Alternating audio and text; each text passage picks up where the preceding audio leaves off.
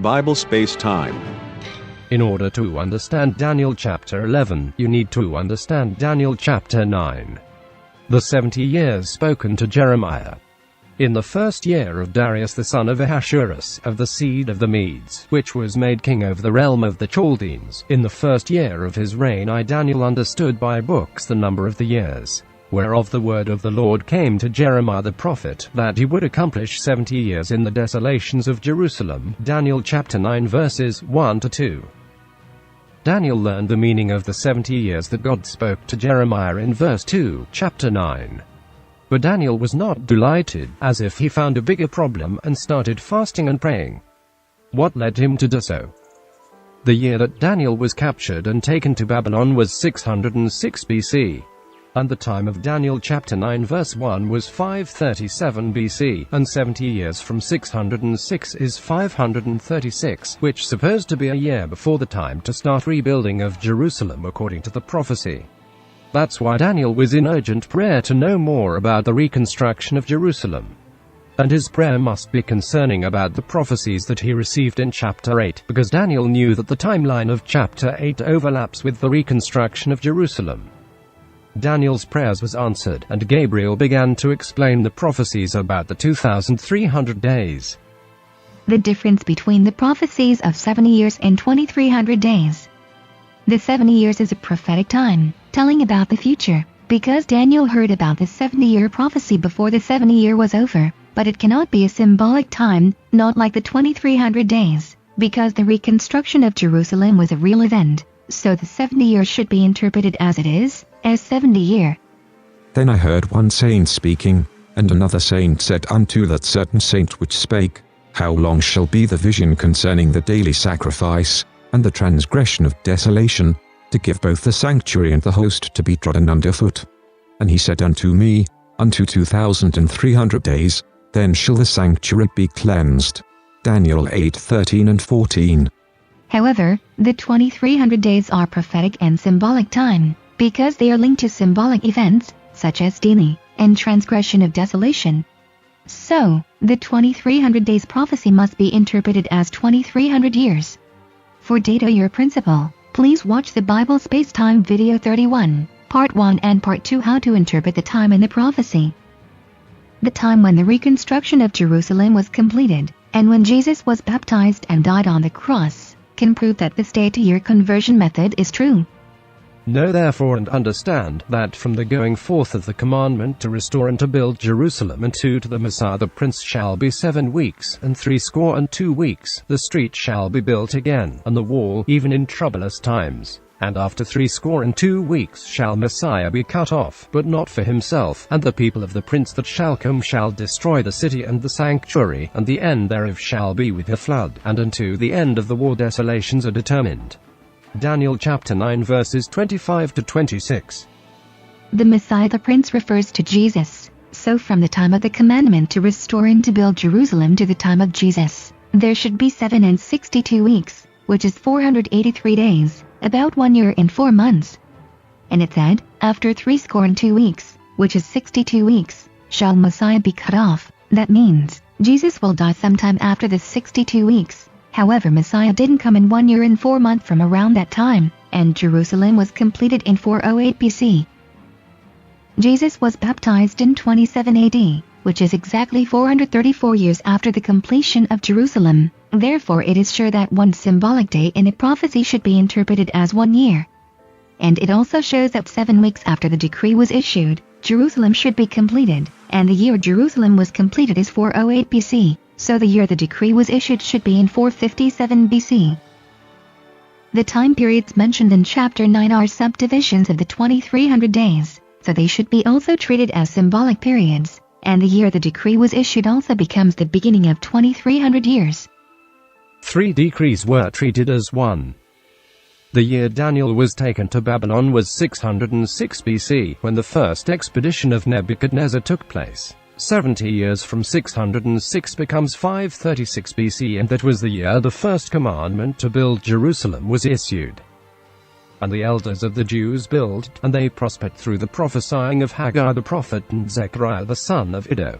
And they built and finished it according to the commandment of the God of Israel, and according to the commandment of Cyrus, and Darius, and Artaxerxes king of Persia. And this house was finished on the 3rd day of the month Adar, which was in the 6th year of the reign of Darius the king. Ezra chapter 6 verses 14 to 15. And 2 more orders were issued. And according to Ezra chapter 6, the 3 orders were treated as one authority, which means the year that the 3rd order was issued should be taken as the time of the order. And the decree was about to restore and to build Jerusalem, the city, not the temple. The decree of Cyrus was for rebuilding the temple, and the decree of Darius was to enforce the work that had been hindered. And the order of Artaxerxes was to set Jerusalem as an autonomous region by establishing laws and regulations. Therefore the 3rd order is directly connected to restore Jerusalem. So the year 457 BC should be the beginning of the 2300 years. What's important here is that these 3 decrees form a single unit of period. The 70-year spans from 606 BC to 536 BC, the time of the first decree. And the starting year for 2300 years is from the time of the 3rd decree, 457 BC, so we can know the Bible is using the entire period from the 1st to the 3rd decree as one dividing block. 2300 years prophecy. 70 weeks are determined upon thy people, and upon thy holy city, to finish the transgression, and to make an end of sins, and to make reconciliation for iniquity, and to bring in everlasting righteousness, and to seal up the vision and prophecy, and to anoint the most holy. Daniel chapter 9 verse 24. 70 weeks are 490 years, according to the data year principle we discussed earlier. 490 years from 457 BC is 34 AD. That would be the last year for Jewish people living as God's chosen people. In 34 AD, Stephen was martyred, and the gospel began to spread to Gentile. And after 62 weeks shall Messiah be cut off, but not for himself, and the people of the prince that shall come shall destroy the city and the sanctuary, and the end thereof shall be with a flood, and unto the end of the war desolations are determined. Daniel chapter 9 verse 26.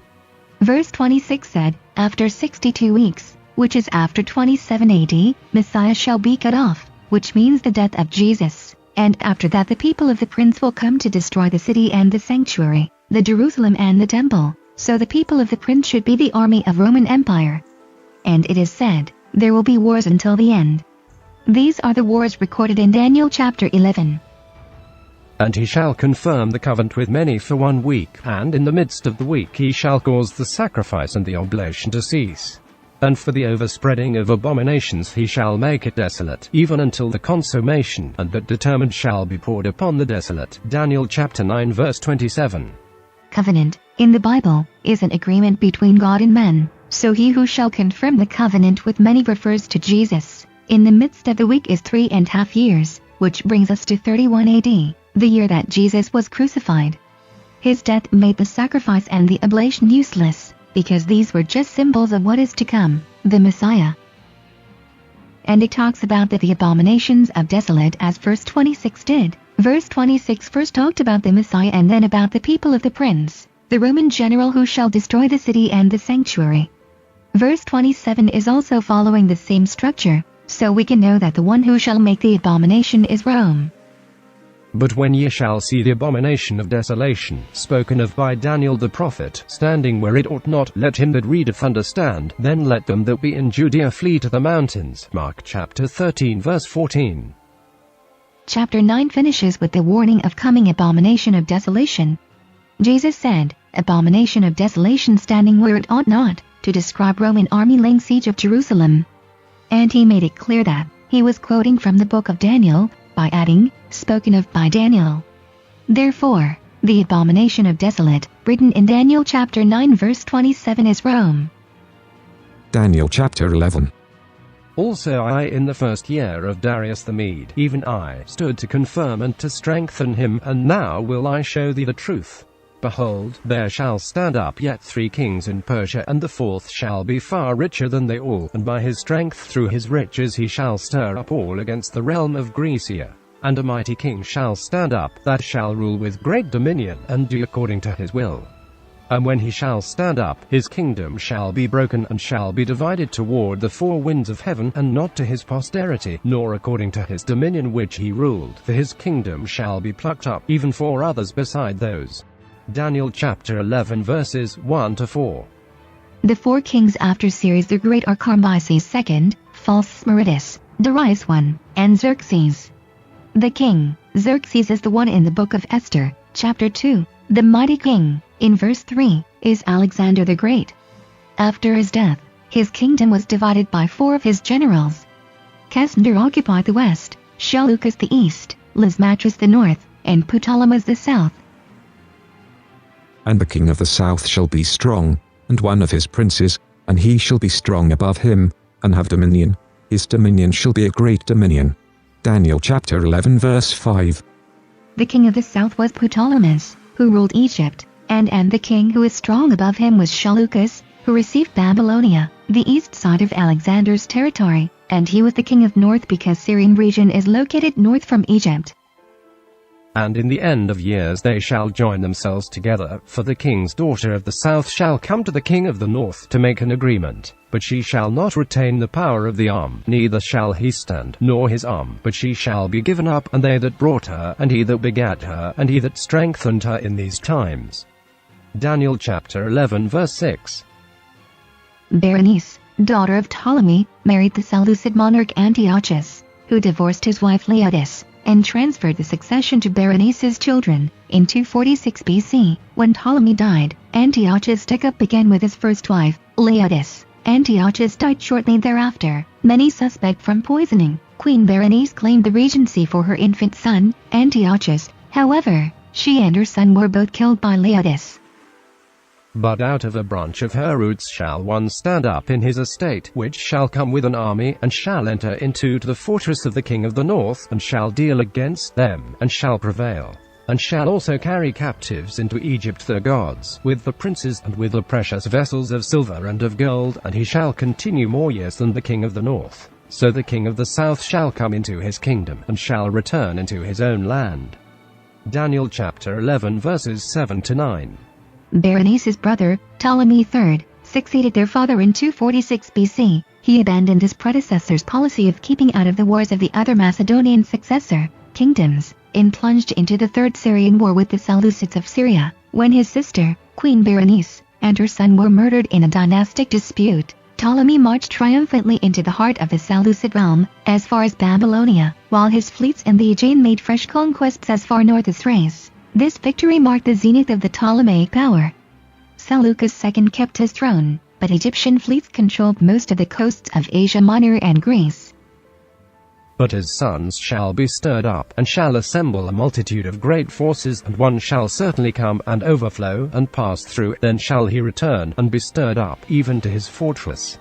And the king of the south shall be moved with choler, and shall come forth and fight with him, even with the king of the north, and he shall set forth a great multitude, but the multitude shall be given into his hand. And when he hath taken away the multitude, his heart shall be lifted up, and he shall cast down many 10,000s, but he shall not be strengthened by it. For the king of the north shall return, and shall set forth a multitude greater than the former, and shall certainly come after certain years with a great army and with much riches. Daniel chapter 11 verses 10 to 13. This battle is known as Battle of Raphia or Battle of Gaza, between the forces of Ptolemy Philopator, king and pharaoh of Ptolemaic Egypt, and Antiochus III the Great of the Seleucid Empire. Ptolemy's victory secured the province of Colthyria for Egypt. Verse 12 said, When he hath taken away the multitude, his heart shall be lifted up. And he shall cast down many 10,000s, but he shall not be strengthened by it. This is the story, Ptolemy persecuting Jews after he came back from the war, recorded in the book of 3 Maccabees. After Ptolemy's defeat of Antiochus III, in 217 BC at the Battle of Raphia, he visited Jerusalem and the Second Temple. However, he is miraculously prevented from entering the building. This leads him to hate the Jews, and upon his return to Alexandria, he rounds up all the Jews in the kingdom to put them to death in his hippodrome. Those Jews who agree to abandon their faith are to be spared. But it is said, in verse 13, he shall not be strengthened by it, For the king of the north shall return, and shall set forth a multitude greater than the former, and shall certainly come after certain years with a great army and with much riches. Ptolemy's victory was only respite at the Battle of Panim in 200 BC. Antiochus defeated the army of Ptolemy's young son, Ptolemy Epiphanes, and recaptured Coele and Judea. And in those times there shall many stand up against the king of the south. Also the robbers of thy people shall exalt themselves to establish the vision, but they shall fall.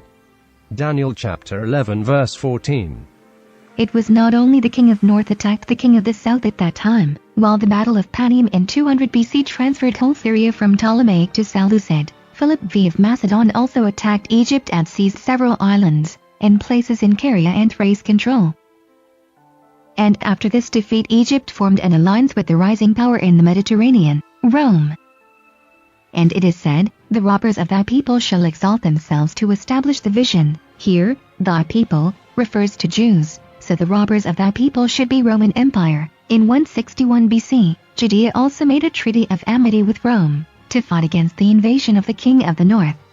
However, as Rome intervened in the throne of the Jewish Empire, Judea became a state tributary of Rome in 63 BC, so it is said, they shall fall. So far, the king of the south has been the center of the story. But from verse 15, the king of the north becomes the center.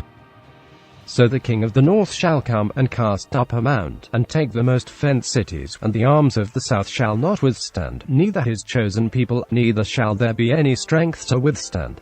But he that cometh against him shall do according to his own will, and none shall stand before him, and he shall stand in the glorious land, which by his hand shall be consumed. Daniel chapter 11 verses 15 to 16.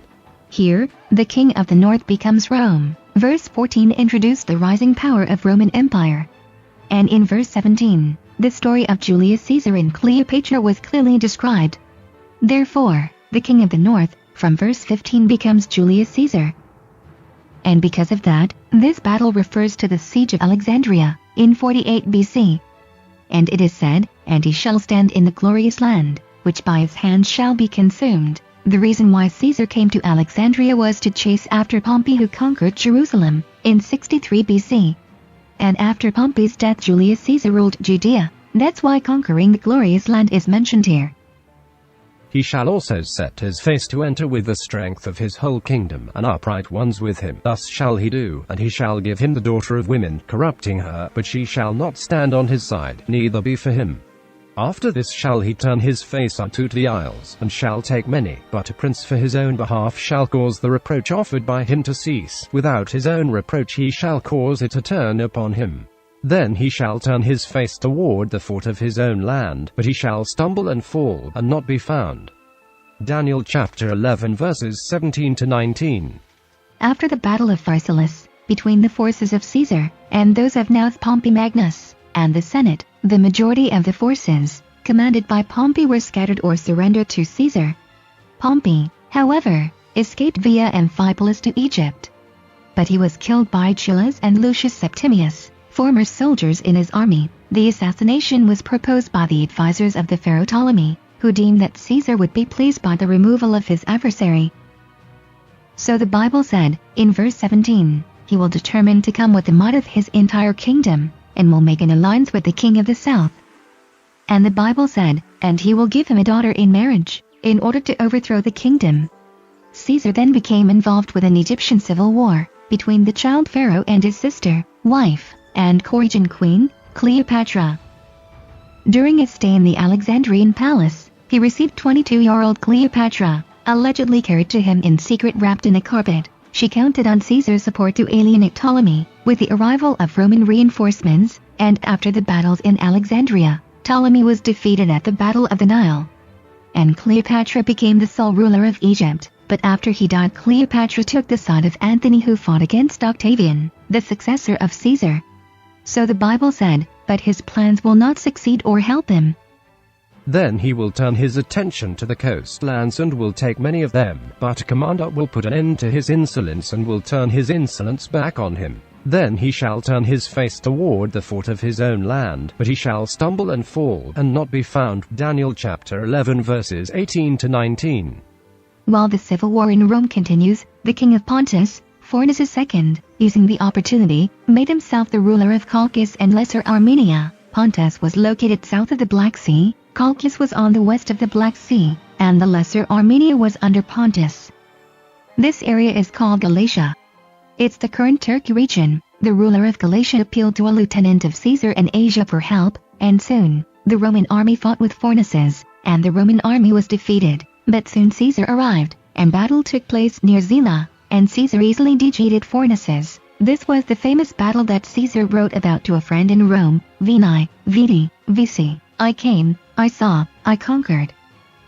On his way to Pontus, Caesar visited Tarsus from 27 to May 29, 47 BC. Tarsus was located in the Mediterranean region, where Cleopatra and Antony met, and also is the place Paul was born. So the places included in Caesar's expedition were all near the Black Sea and the Mediterranean coast. That's why the Bible said that he would go to island or coastal areas.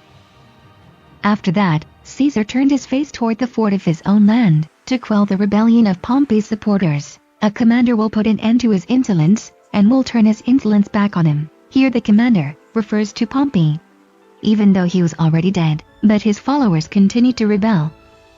Caesar goes to the ancient city of Thapsus, an ancient city in Tunisia, North Africa, to defeat the supporters of Pompey. In there, the Republican forces of the Optimates were decisively defeated by the veteran forces loyal to Julius Caesar. After that, in 45 BC, the final battle of Caesar's civil war against the leaders of the Optimates happened in South Hispania Ulterior, which is called the Battle of Munda. With the military victory at Munda and the deaths of Titus Labienus and Gnaeus Pompeius, eldest son of Pompey, Caesar was politically able to return in triumph to Rome and then govern as the elected Roman dictator. However, Caesar was assassinated on March 15, 44 BC, in the Senate. So the prophecy written in verse 19 was fulfilled. But he shall stumble and fall, and not be found. Then shall stand up in his estate a raiser of taxes in the glory of the kingdom, but within few days he shall be destroyed, neither in anger, nor in battle. Daniel 11:20-22. After the death of Caesar, Octavian is handed over to the throne. He was also called as Caesar Augustus. He was the one who issued a decree that a census should be taken of the entire Roman world, recorded in Luke chapter 2 verse 1, to collect taxes.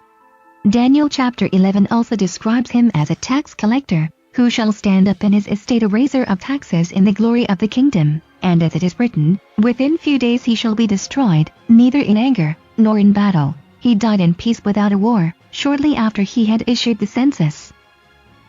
And in his estate shall stand up a vile person, to whom they shall not give the honor of the kingdom, but he shall come in peaceably and obtain the kingdom by flatteries. And with the arms of a flood shall they be overflown from before him, and shall be broken, yea, also the prince of the covenant. Daniel chapter 11 verses 21-22. After Augustus, Tiberius Caesar became the next king of Rome. The Bible described him as a vile person. Tiberius was not the royal blood of Augustus. He was a son of Livia with her former husband. Augustus didn't have a son, except the one adopted. So after the adopted son was dead, Livia made his son to become the successor, by flatters.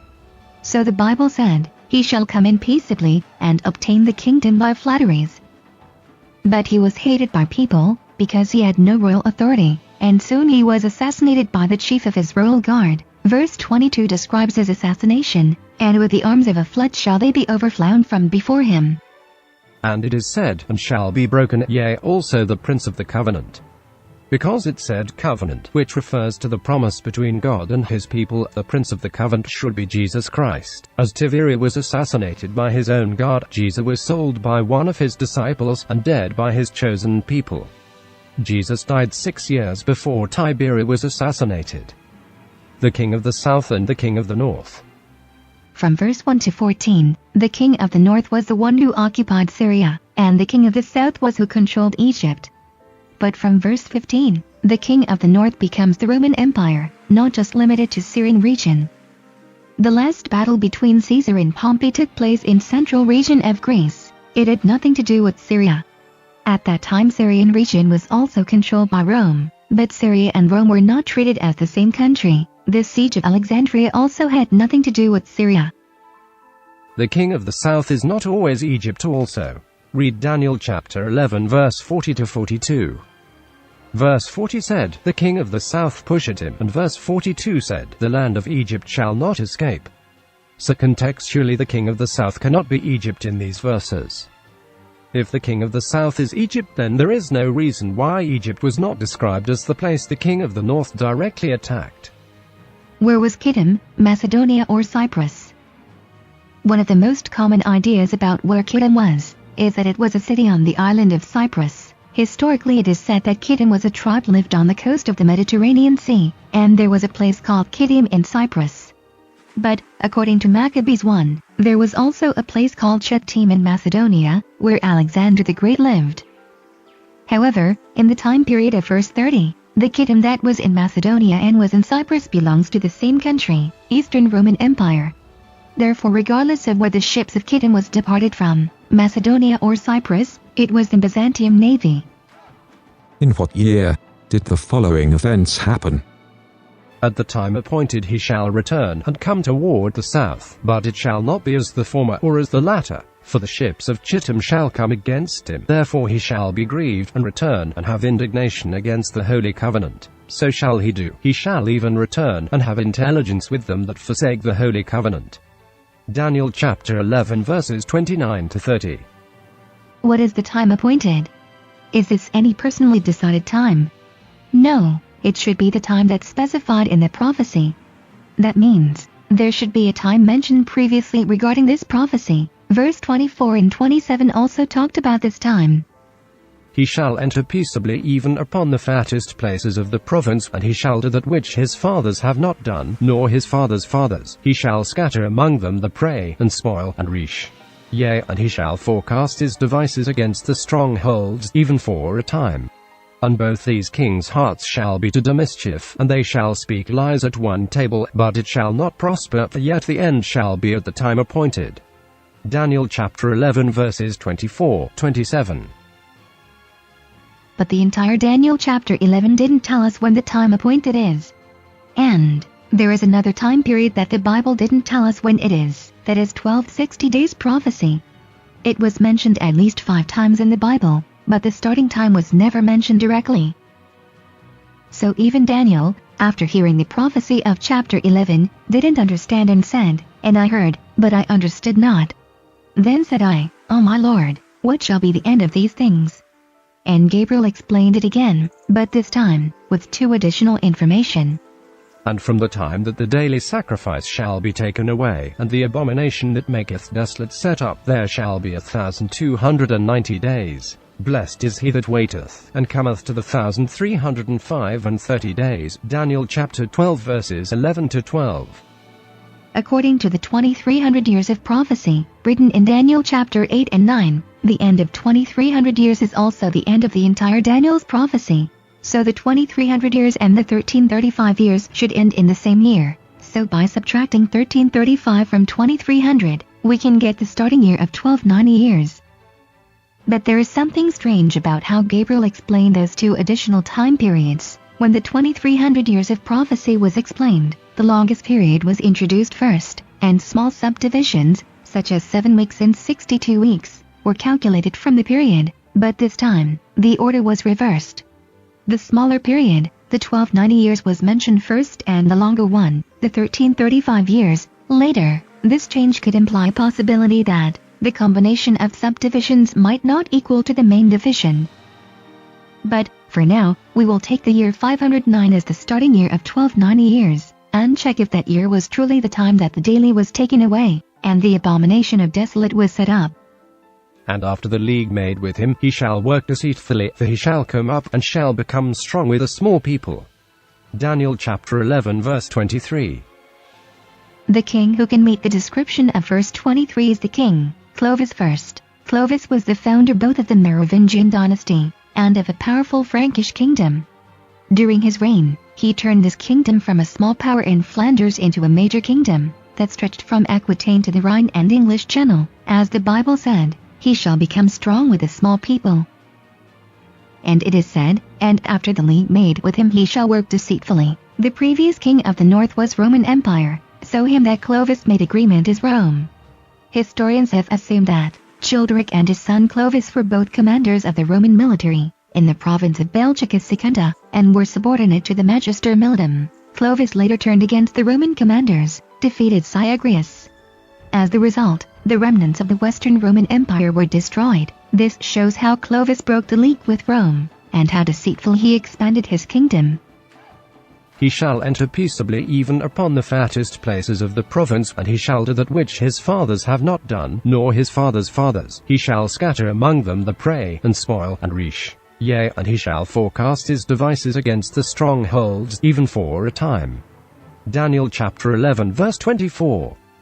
English historian Edward Gibbon would write on Clovis's early conquest of Gaul. When he first took the field, he had neither gold and silver in his coffers, nor wine and corn in his magazines, but he imitated the example of Caesar, who in the same country had acquired wealth by the sword, and purchased soldiers with the fruits of conquest. After each successful battle or expedition, the spoils were accumulated in one common mass. Every warrior received his proportionable share, and the royal prerogative submitted to the equal regulations of military law. The untamed spirit of the barbarians was taught to acknowledge the advantages of regular discipline. At the annual review of the month of March, their arms were diligently inspected, and when they traversed a peaceful territory, they were prohibited from touching a blade of grass. The justice of Clovis was inexorable, and his careless or disobedient soldiers were punished with instant death. And when Clovis became king, most of the region was dominated by Salus Frank, so the locals could live in peace. So the Bible said, "He shall enter peaceably even upon the fattest places of the province." Those who eat from the king's provisions will try to destroy him. His army will be swept away, and many will fall in battle. The two kings, with their hearts bent on evil, will sit at the same table and lie to each other, but to no avail, because an end will still come at the appointed time. Daniel chapter 11 verses 26 to 27. Around the year 500, Clovis was implicated in the civil war of Burgundians between two brother kings, Gundobad and Go-Jessel. Gundobad has already killed his two other brothers to protect his throne, but he saved his youngest one, who was the king of Geneva. Clovis fought for the younger brother, Go-Jessel, and defeated Gundobad's army. Gundobad fled to Avignon and Clovis laid siege to the city, but Clovis decided to accept the tribute of allegiance from Gundobad, and returned home with a great deal of plunder. This civil war between two Burgundian kings is clearly prophesied in Daniel chapter 11 verses 25 to 26. The king of the south in these verses refers to the king of Burgundians, Gundobad. Godegisel was Gundobad's brother, who ate from the king's provisions, and who tried to destroy him. But he was swept away, and many fell in battle, including Godegisel himself. After Clovis left, Gundobad killed his rebellious brother, Godegisel. The English historian Edward Gibbon wrote that the allegiance of his brother was already seduced, and the obedience of Godegisel, who joined the royal standard with the troops of Geneva, more effectually promoted the success of the conspiracy. And the Bible said, "But to no avail." This statement is from the standpoint of Clovis, not from Go-Jessel. The real objective for Clovis fighting with Go-Jessel was not to replace the king of Burgundy, but to destroy and conquer the country, and so the Bible said that Clovis will return and try again. An end will still come at the appointed time. The next war Clovis fought involving Burgundian was the war with Visigoths, between 507 and 508. In this battle, Clovis was in alliance with Gundobad, but at the end of the war, Clovis revealed what he had in his mind about Burgundian. In 508, Clovis leaves the battlefield, leaving the Gundobad's army alone, and soon the reinforcements sent by Ostrogoth arrived, and destroyed the Burgundians' army. So finally that Clovis had in mind for Burgundian has happened at the appointed time. From this tragedy, the Burgundian kingdom began to lose its power, and in 534, after it was defeated by Frank, Burgundy becomes a part of the Frank Empire. Then shall he return into his land with great riches, and his heart shall be against the holy covenant, and he shall do exploits, and return to his own land. Daniel chapter 11 verse 28. And on the way to his own land, Clovis does something unusual. The Bible said, "His heart shall be against the holy covenant, and he shall do exploits." And also verse 30 stated that he will do something similar again. "For the ships of Shalem shall come against him, therefore he shall be grieved, and return, and have indignation against the holy covenant, so shall he do. He shall even return, and have intelligence with them that forsake the holy covenant." According to the Bible, Clovis will go against the Holy Covenant after those two battles. That shows that his decision was related to the outcome of those wars, and because Bible pointed out that it was his own personal decision, made with his heart, not discussed with any others, and stated that 2 times. We can see that it is about what he is going to do personally, and it will make a significant outcome for the history related to the daily sacrifice and setting up the abomination of desolate. The conversion of Clovis. There is a theory that the year Clovis was converted to Catholicism was 496 AD, but it's not historically accurate. It's more likely a legend. Some say that after Clovis won the battle in 496, he and 1,000 other Frankish people were baptized into a Catholic church. But most historian believes that this story was a legend rather than a historical record, and the real date Clovis was baptized was on the Christmas day in 508. In 496, there were serious conflicts going on between Arianism and Catholicism, and the people living in those German regions, including most parts of the Frankish kingdom, believed in the Arianism. So in his early time of conquest, it should not be possible and practical for Clovis to get baptized to Catholicism suddenly, ignoring the majority of Arianism believers in his country. And in even 508, his baptism was held in a small church only with close associates. At the time appointed he shall return, and come toward the south, but it shall not be as the former, or as the latter. For the ships of Chittim shall come against him, therefore he shall be grieved, and return, and have indignation against the Holy Covenant. So shall he do. He shall even return, and have intelligence with them that forsake the Holy Covenant. Daniel chapter 11 verses 29 to 30. Finally the time appointed has come. We've assumed that the time appointed is around 509, by subtracting 1335 from 2300. In this year, the Bible said, Clovis, the king of the north, will march toward the south again. The king of the south here, as it is mentioned before, is not Egypt, which was at that time a part of Byzantium Empire, so the south in the verse refers to Visigoths. In this march, Clovis again faced a difficulty to defeat the Visigoths, for the ships of Shillim shall come against him. The Bible didn't say that Clovis and the ships of Shillim had a battle, but it just said that it shall come against him. Clovis knew that he would not be able to match with the ships of Shillim, which was Byzantium navy. So he grieved, and returned back to his land. The year Clovis marched into Visigoths was 507. In the Battle of Wuil, Clovis killed the king of Visigoths, Alaric II, and conquered Toulouse. By the end of 507, Frank and Burgundian army laid siege to Arles, and this siege continued until the year 508. But suddenly, in 508, Clovis returned to Tours, leaving only the Burgundian alliance, which became a tragedy for Burgundian, because the reinforcements sent by the king of Ostrogoth, Theodoric, totally destroyed them.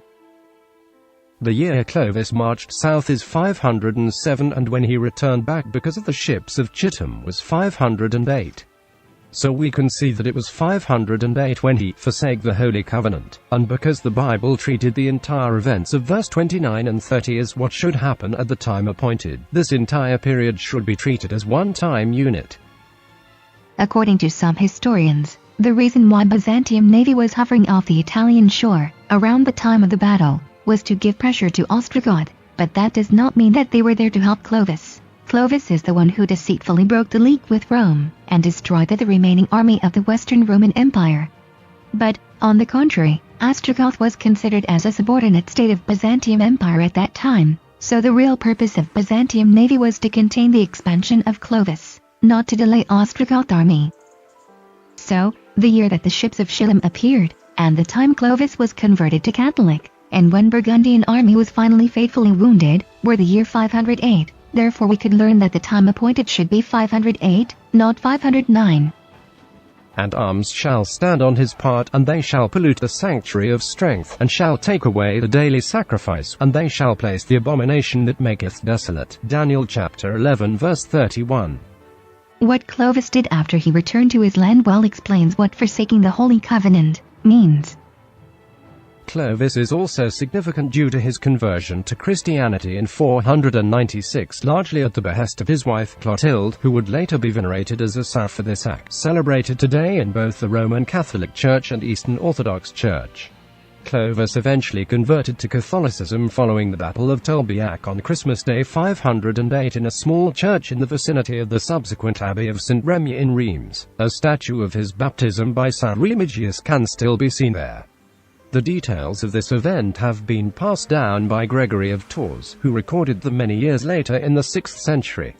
The adoption by Clovis of Catholicism, as opposed to the Arianism of most other Germanic tribes, led to widespread conversion among the Frankish peoples, to religious unification across what is now modern-day France, Belgium and Germany, and 3 centuries later to Charlemagne's alliance with the Bishop of Rome, and in the middle of the 10th century under Otto I the Great to the consequent birth of the early Holy Roman Empire.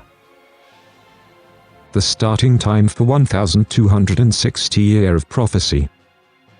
And I heard the man clothed in linen, which was upon the waters of the river, when he held up his right hand and his left hand unto heaven, and sware by him that liveth for ever that it shall be for times, and an half, and when he shall have accomplished to scatter the power of the holy people, all these things shall be finished. And I heard, but I understood not. Then said I, O my Lord, what shall be the end of these things? And he said, Go thy way, Daniel, for the words are closed up and sealed till the time of the end. Many shall be purified, and made white, and tried, but the wicked shall do wickedly, and none of the wicked shall understand, but the wise shall understand.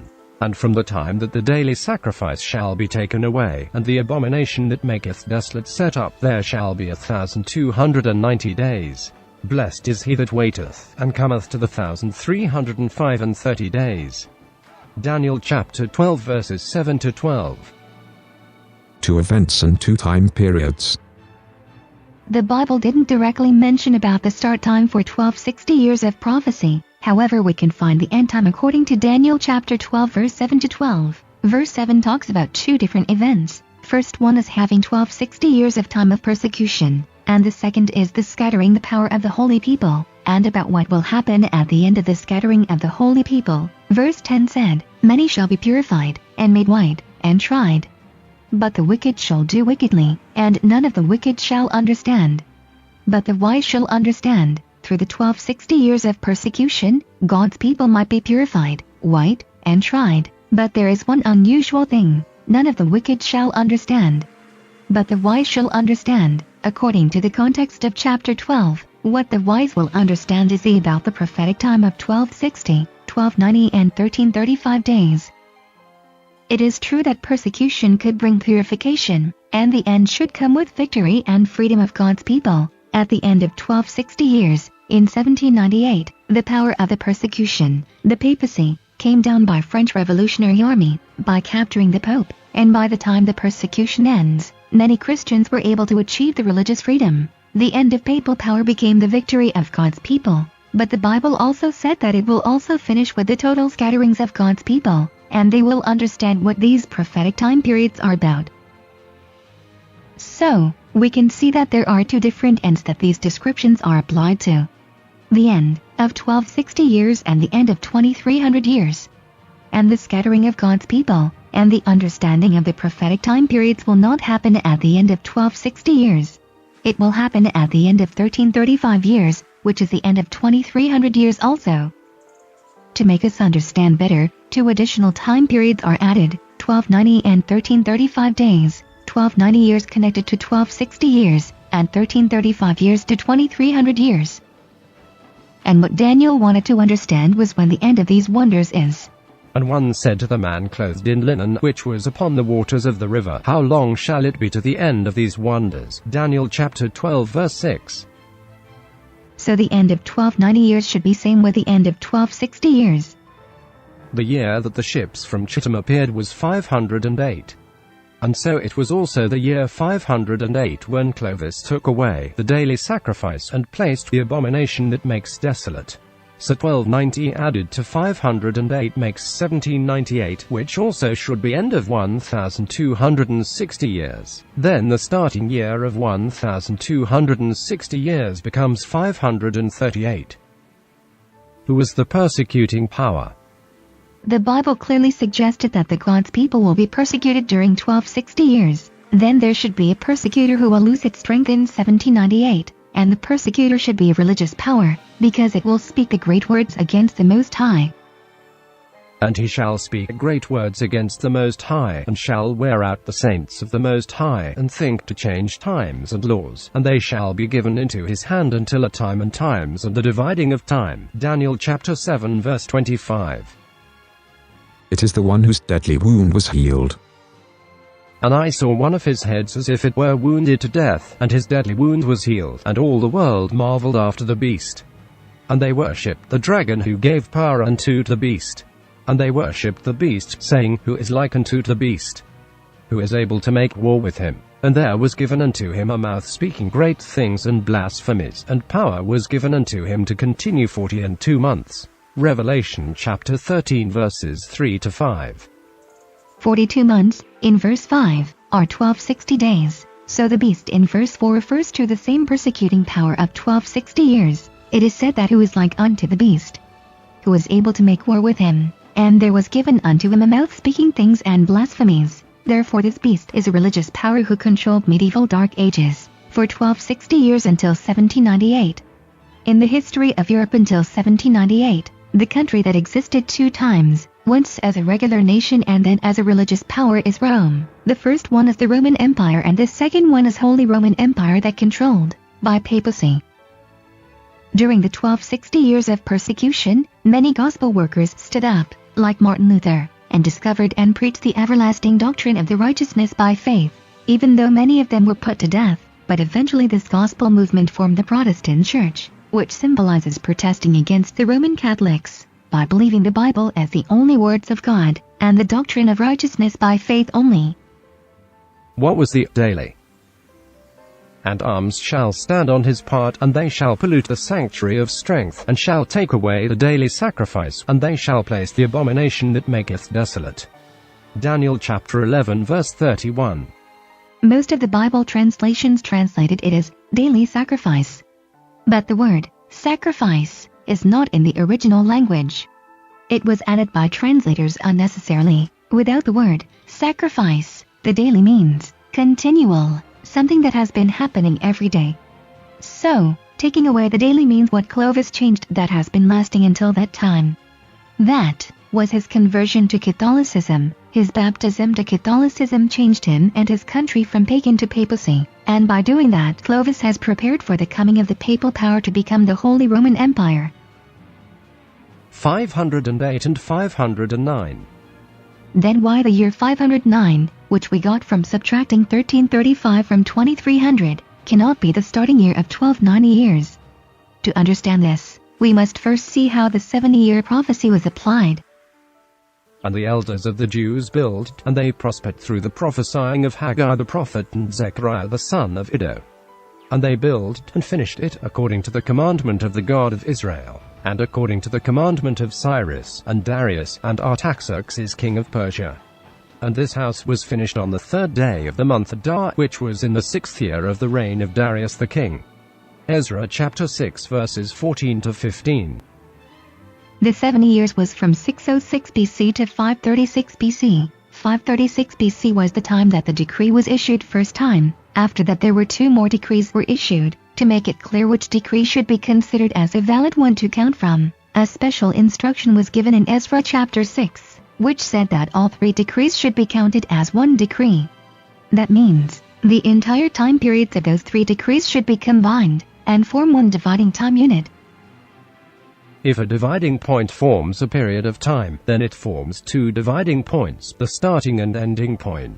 If there is a period of time before the dividing unit, then the starting time of the dividing unit becomes the ending time of the period. And if there is one after the unit, then the ending time of the dividing unit becomes the starting time of that period. This shows the possibility that there might be a dividing time unit that includes a period of time in the period of 1,335 years. Revelation chapter 11 proves that 1,260 years of persecution finishes in 1798. The fact that 1,260 years should end in 1798 is also proven by the book of Revelation chapter 11. In verse 7 it is said, "And when they shall have finished their testimony, the beast that ascendeth out of the bottomless pit shall make war against them, and shall overcome them, and kill them, for 3 days and a half." The 1260 years as the time of tribulation for God's people is mentioned 5 times in the Bible. So we know that after the 1260 years is finished there should be no more direct persecution. Therefore this 3.5 days of tribulation should happen before the 1260 years is over.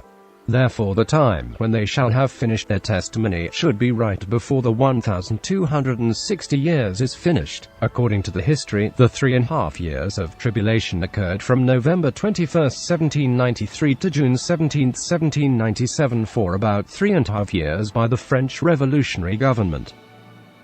And this is also important to know that the tribulation from the papacy and from the pagan power of the French Revolution were included in the 1260 years, treated as one power of persecution. Therefore, it is sure that the 1260 years of persecution ends in 1798. And on February 20, 1798 the Pope was captured by the French Revolutionary Army and was put into prison, marking the beginning of the fall of papacy. His final destruction came on August 29, 1799, when he died in the prison, which marked the end of the papal power.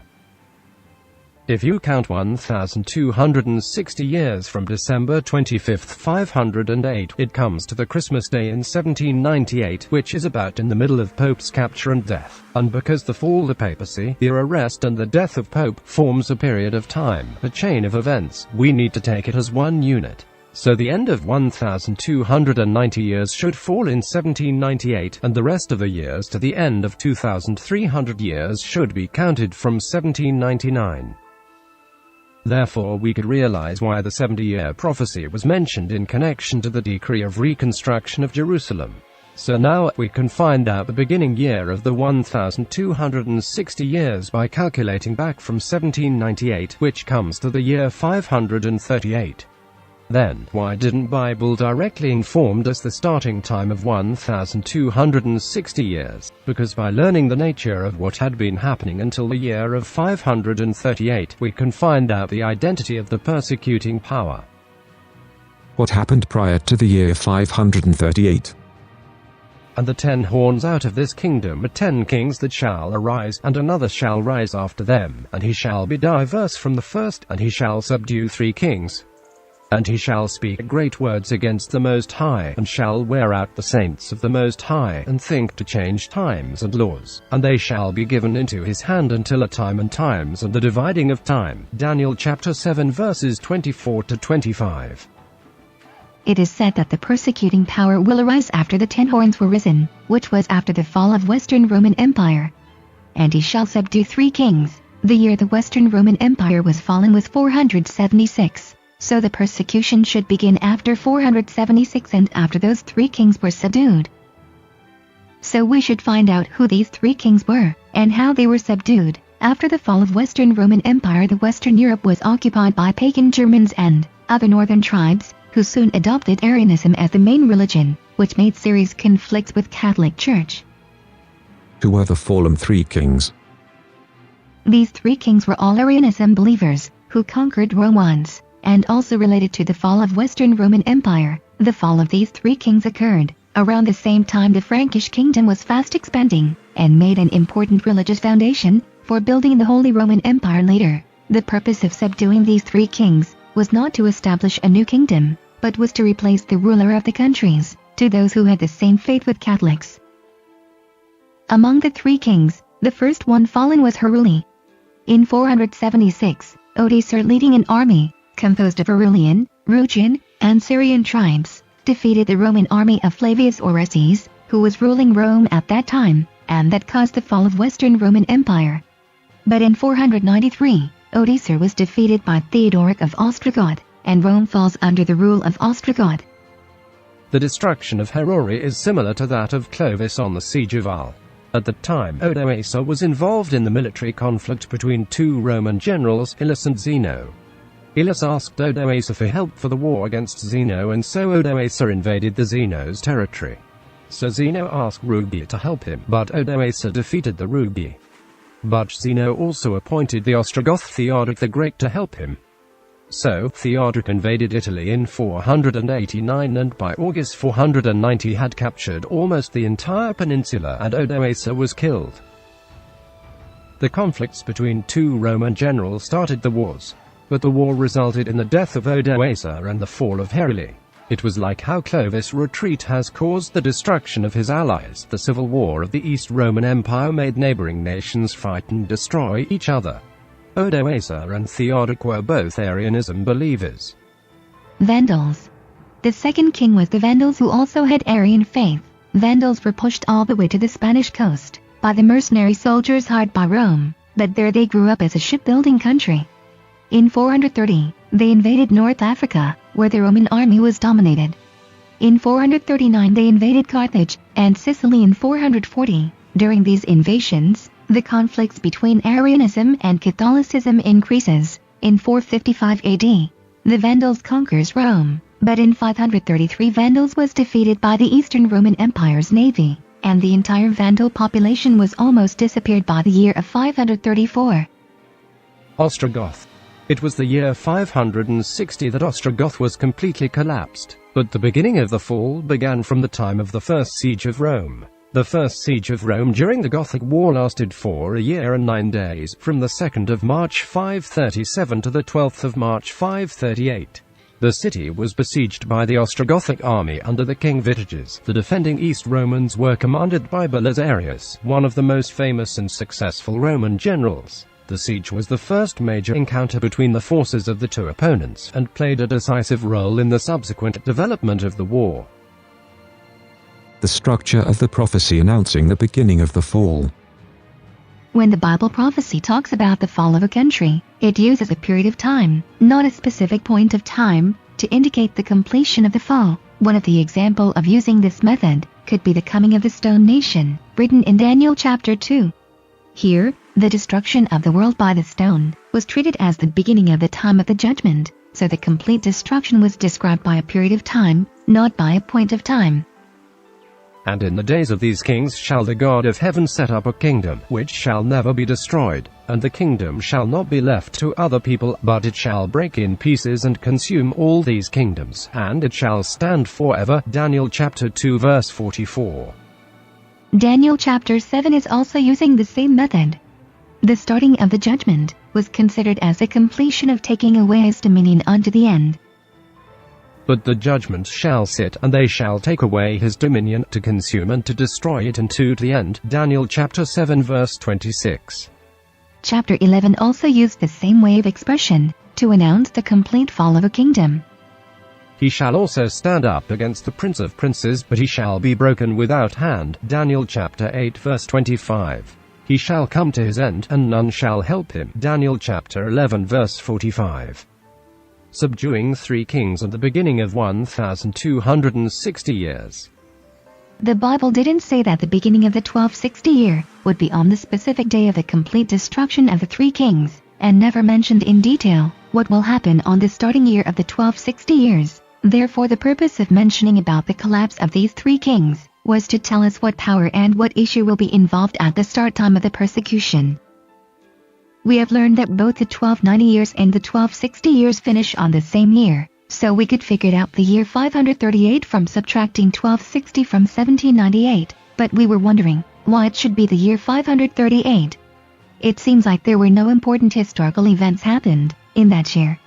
But this uncertainty was the very reason why the Bible didn't tell us about that. The Bible wants us to figure out what was the leading power, and what were the political and religious issues happening at that time that drew the world into a religious persecution. The major event happened in 538 was the siege of Rome. If we look at the year 538, the major event happened at that time was the siege of Rome. It was the battle between Eastern Roman Empire and Ostrogoth. The battle place was Rome, Italy. By these information we can also make a guess that the fall of the other 2 kings must be related to similar situation. And by looking at the results of the wars, we could learn the object of the wars. All these 3 kings once have conquered Rome. However, the state of Rome was not changed much. They didn't demolish Rome to start a new nation with new people. Only the rulers of the Italian peninsula were changed. And later, the Italian area, including Rome, became subjugated to the kingdom of the Frank. So we can see that the goal of subduing these 3 kings was not about reconstructing Western Roman Empire, but more about who rules the country, Arianism believers or Catholic believers. And they that understand among the people shall instruct many, yet they shall fall by the sword, and by flame, by captivity, and by spoil, many days. Now when they shall fall, they shall be holpen with a little help, but many shall cleave to them with flatteries. And some of them of understanding shall fall, to try them, and to purge, and to make them white, even to the time of the end, because it is yet for a time appointed. Daniel chapter 11 verses 33 to 35. During the medieval Dark Ages, those who understood the Bible truth, such as Martin Luther, preached the gospel to many, but many Christians were put to death and pains for many days. But toward to the end of the 1260 years, some helps were provided to them. Many people could be able to move to America for religious freedom, and in 1776, America became independent. And on June 17, 1797 the Religious Freedom Act was passed in France, but it is said many shall cleave to them with flatteries. Verse 35 said, And some of them of understanding shall fall, to try them, and to purge, and to make them white, even to the time of the end, because it is yet for a time appointed. Daniel chapter 12 also explains what the people of understanding will do at the end of the appointed time. Many shall be purified, and made white, and tried, but the wicked shall do wickedly, and none of the wicked shall understand, but the wise shall understand. And from the time that the daily sacrifice shall be taken away, and the abomination that maketh desolate set up, there shall be 1,290 days. Blessed is he that waiteth, and cometh to the 1,335 days. Daniel chapter 12 verses 10 to 12. The time of the end in Daniel chapter 12 refers to the end of the 1335 years, which is also the end of 2300 years. So the time of the end in Daniel chapter 11 verse 35 also refers to the end of 1335 years, which is 1844. From 1798 to 1844 there are 46 years, so it is not practical to consider the possibility that the Christians who survived from the 1260 years of persecution lived until 1844 and experienced being purified, and made white, and tried, and have understandings of what happened at the end of 2300 years. Therefore there should be a special event happened between 1798 and 1844. And the king shall do according to his will, and he shall exalt himself and magnify himself above every god, and shall speak marvelous things against the God of gods, and shall prosper till the indignation be accomplished, for that is determined shall be done. Neither shall he regard the God of his fathers, nor the desire of women, nor regard any god, for he shall magnify himself above all. But in his estate shall he honor the God of forces, and a God whom his fathers knew not shall he honor with gold and silver, and with precious stones, and pleasant things. Thus shall he do in the most strongholds with a strange God, whom he shall acknowledge and increase with glory, and he shall cause them to rule over many, and shall divide the land for gain. Daniel chapter 11 verses 36 to 39. Verse 35 finishes in 1798, the end of 1260 years. So the king who fits into the description is France. The Frank Empire was the main character until verse 32 and was the beginning of modern France. So the king refers to Napoleon Bonaparte. Many of these descriptions could also apply to Roman Catholicism, which shows that the papal and the atheistic power come from the same source, and that gave us an important hint how this new power, started from the Catholic Frank, will be reappear in our time. Verse 36 said, And the king shall do according to his will, and he shall exalt himself and magnify himself above every god. It is about the French revolutionary government who banned all religions and exalted himself above God. And it said that he shall prosper till the indignation be accomplished, for that is determined shall be done. What was determined is what is to be done on the time appointed, which is what France will do on the end of 1,260 years to stop the papal power. French revolutionary government disregarded the God of his fathers, the Catholicism, and the desire of women by allowing free divorce and creating feminist movement that eventually crashed the healthy family structure. And they enforced the Reign of Terror. Between June 1793 and the end of July 1794, there were 16,594 official death sentences in France, of which 2,639 were in Paris, and put a live woman as the new god of the cult of reason. Verse 39 said, Thus shall he do in the most strongholds with a strange god, whom he shall acknowledge and increase with glory, and he shall cause them to rule over many, and shall divide the land for gain. Shortly after Bonaparte's return from facing Ibrahim came Muhammad's birthday, which was celebrated with great pomp. Bonaparte himself directed the military parades for the occasion, preparing for this festival in the Sheik's house wearing oriental dress and a turban. It was on this occasion that the Divan granted him the title Ali Bonaparte, after Bonaparte proclaimed himself a worthy son of the Prophet, and favorite of Allah. Around the same time, he took severe measures to protect pilgrim caravans from Egypt to Mecca, writing a letter himself to the governor of Mecca. And the French Revolution also brought a new era in the history of land reform, that the land of the great landlord was confiscated, distributed to common people. And at the time of the end shall the king of the south push at him, and the king of the north shall come against him like a whirlwind, with chariots, and with horsemen, and with many ships, and he shall enter into the countries, and shall overflow and pass over. He shall enter also into the glorious land, and many countries shall be overthrown, but these shall escape out of his hand, even Edom and Moab, and the chief of the children of Ammon. He shall stretch forth his hand also upon the countries, and the land of Egypt shall not escape. But he shall have power over the treasures of gold and of silver, and over all the precious things of Egypt, and the Libyans and the Ethiopians shall be at his steps. But tidings out of the east and out of the north shall trouble him. Therefore he shall go forth with great fury to destroy, and utterly to make away many. And he shall plant the tabernacles of his palace between the seas in the glorious holy mountain, yet he shall come to his end, and none shall help him. Daniel chapter 11 verses 40 to 45. The time of the end of the appointed time. The time of the end, in verse 40, does not refer to the starting time of the last days. It refers to the end time of the given time period, which is the 1260 years. In Matthew 24, Jesus talked about the destruction of Jerusalem, as if it was for the end of the world. But these signs Jesus mentioned did not only happen at the time of the destruction of Jerusalem, but also at the time of the 1260 years, and also at the end of 2300 years, and they will happen again before the end of the world. So, the term, the time of the end, cannot be used as a starting time of the last days, just because it contains the word end. We need to look at these terms contextually, according to how it is used. Daniel chapter 11 and 12 has been focused to the end time of the 1260 and 1290 years, so contextually the time of the end should be the ends of these periods, which is 1798, and so 1798 cannot be a starting time of the last days also. Immediately after the tribulation of those days shall the sun be darkened, and the moon shall not give her light, and the stars shall fall from heaven, and the powers of the heavens shall be shaken. Matthew 24:29. It is said that immediately after the tribulation the stars shall fall from heaven, but according to the history there was a historical eclipse happened on May 19, 1780, that was before the tribulation was over.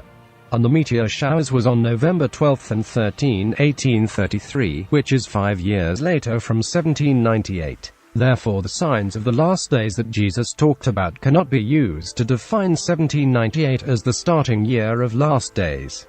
Furthermore, the 1798 is the last year of the given period, not the starting year of a new period, just like December 31st is the last day of a year, not the first day of the next year. And at the time of the end shall the king of the south push at him, and the king of the north shall come against him like a whirlwind, with chariots, and with horsemen, and with many ships, and he shall enter into the countries, and shall overflow and pass over. Daniel chapter 11 verse 40. At the time of the end, in 1798, the king of the south will push at the king of the north. The word push at was not used to describe a direct attack or battle in the book of Daniel. It should be interpreted as creating indirect conflicts. That means, in 1798, the king of the south must be enforcing a policy that triggered the king of the north to come against him. The king of the north came with chariots, and with horsemen, and with many ships. That means, the army and the navy were all mobilized. And it is said that he will enter into the countries, and shall overflow and pass over. That means, the king of the north will pass over some countries on the way to the battlefield, which is re-explained in verse 41. He shall enter also into the glorious land, and many countries shall be overthrown, but these shall escape out of his hand, even Edom and Moab, and the chief of the children of Ammon. The glorious land, mentioned in verse 41, refer to Israel, and Edom, Moab, and Ammon regions are located near the way to Israel from Egypt. The order how these three regions are mentioned shows that the king of the north moved from Egypt to Israel. The Libyans and the Ethiopians mentioned in verse 43 are located west and south from Egypt. Therefore the king of the south mentioned in verse 40 should be Egypt. But if you read verse 42, it looks like the main target of this attack of the king of the north might not Egypt, because Egypt was described as an additional country that the king of the north will enter. He shall stretch forth his hand also upon the countries, and the land of Egypt shall not escape. If the king of the south in verse 40 is Egypt, then it cannot be described using the word also. Then, why is the Bible using this conflicting description? We can learn the answer if we look at the political situation of the time. In 1798, Napoleon Bonaparte went for campaign in Egypt and Syria. The goal of the campaign was not just conquer Egypt, but was to prevent the expansion and the trade of England with India through Egypt. That is why the verse 40 used the words, push at him, because Egypt didn't really attack France directly. But as a result of this expedition, Napoleon took many treasures of Egypt to France, as the Bible said, but he shall have power over the treasures of gold and of silver, and over all the precious things of Egypt. However, at that time, Egypt was under Ottoman Empire, and in 1799 Ottoman declares war against Napoleon, so Napoleon marched into Palestine in 1799 to fight with Ottoman, and successfully conquered Jaffa, but he failed to conquer Acre, a city in northern Israel. And it is said that the Libyans and the Ethiopians shall be at his steps, which refers to the reintroduction of slavery by Napoleon. In Paris, on the 4th of February 1794, Abbe Grégoire and the Convention ratified this action by officially abolishing slavery in all French territories outside mainland France, freeing all the slaves both for moral and security reasons. Napoleon came to power in 1799 and soon had grandiose plans for the French sugar colonies. To achieve them he reintroduced slavery. Slavery in the French colonies was finally abolished only in 1848, 3 months after the beginning of the revolution against the July monarchy. Verse 44 shows the beginning of the fall of Napoleon. On June 24, 1812, Napoleon invaded Russia, but he failed the expedition, and exiled by the Allied governments to Elba, following his abdication at Fontainebleau, and landed on the island on May 4, 1814. But tidings out of the east and out of the north shall trouble him. Therefore he shall go forth with great fury to destroy, and utterly to make away many. Verse 44. The tidings out of the east and out of the north refer to the War of the Sixth Coalition, a coalition of Austria, Prussia, Russia, the United Kingdom, Portugal, Sweden, Spain and a number of German states that defeated France and drove Napoleon into exile on Elba. These countries are located east and north from France. And he shall plant the tabernacles of his palace between the seas in the glorious holy mountain, yet he shall come to his end, and none shall help him. Daniel chapter 11 verse 45. Napoleon's coronation took place on December 2, 1804. 2 separate crowns were brought for the ceremony, a golden laurel wreath recalling the Roman Empire and a replica of Charlemagne's crown. In 1812, Napoleon said, "That I am a true Roman emperor. I am of the best race of the Caesars." Those who are founders. Declaring himself as the true ruler of the Roman Empire, Napoleon revealed the implicative connection between Rome and himself in philosophical and political goals. That also explains why the French Revolution was described very similar to Roman Catholics. The crown of Charlemagne was used by the kings of the Frank Empire, and the crown was used by the kings of France after 1237. So that Napoleon was crowned as a king of the Frank Empire shows Napoleon as a king of the Frank also. So, the use of the words "the king" in verse 36 was intended to point out that this king is the king of the previous country. Receiving the golden laurel wreath, recalling the Roman Empire, is in the same line of Napoleon becoming the king of Italy. The Italian Empire was founded on March 17, 1805 by Napoleon. For the former Italian Republic, Napoleon was also the king. Napoleon received the crown on May 26 at Milan. The crown was called the Iron Crown of Lombardia, which symbolizes the Kingdom of Lombardia. And also Napoleon's son was the King of Rome. Napoleon becoming the King of Italy fulfills the prophecy in verse 45, "And he shall plant the tabernacles of his palace between the seas in the glorious holy mountain."